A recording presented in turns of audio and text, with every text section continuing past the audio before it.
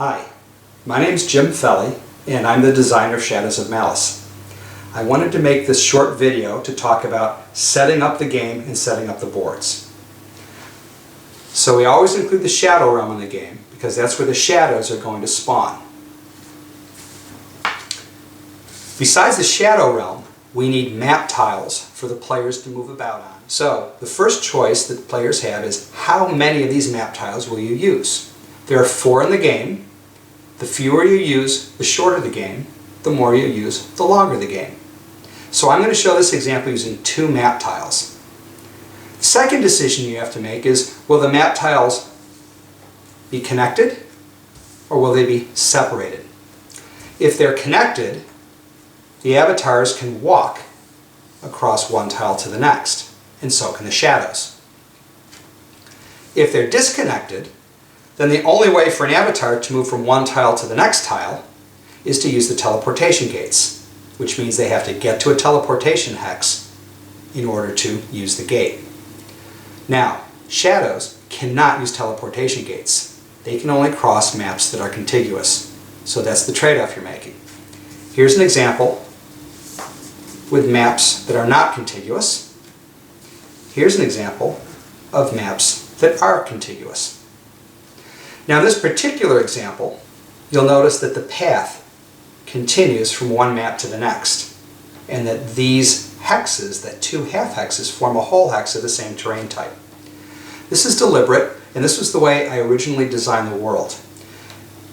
When you look at the edge symbols on the maps, if they match perfectly, then that's the way that I envision these maps going together. So, circle, circle, triangle, circle, circle, triangle, that's how those maps fit. However, it's your game, you can play any way you choose. If you want to set the maps up this way, that's perfectly fine.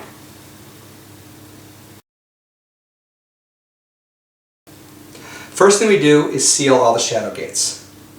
There are 6 gate seals in the game. We put 1 on each shadow gate in the shadow realm. Second, we place our strongholds. Now, strongholds come with 2 flavors of well, light and dark. Since we're playing with 2 tiles, we're going to take 2 light wells out and put the rest away. And since we're playing with 2 tiles, we're going to take out 2 dark wells per tile and put the rest away. So I now have 6 different strongholds, 2 light, 4 dark. I flip them all over, shuffle them all up, and then randomly place the strongholds on the stronghold symbols on the maps. So now the wells have been randomized. Both of the light wells could be on either map, or there could be 1 on each, but you're not guaranteed any configuration. Next step is to place the cities. There are 6 different cities, and we just put them all down with the city side facing up so we can't tell what the city is, shuffle them up, and then pick a random one for each map and put it on the city hex. And we put the other ones away. No one should know what cities were put away, just as no one knows what cities are in play until they're revealed. Next, we do the same thing with mystics.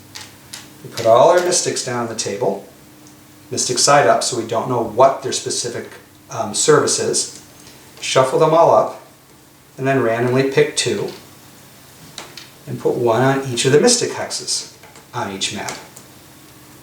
Now there are 2 of each type of mystic, so in this particular game, since I have 2 maps, I could have duplicate mystics. That just means that the same service is available from both mystics. Last thing we do is we stock the layers. These little paw prints already designate which hexes are lair hexes. There is a creature living there.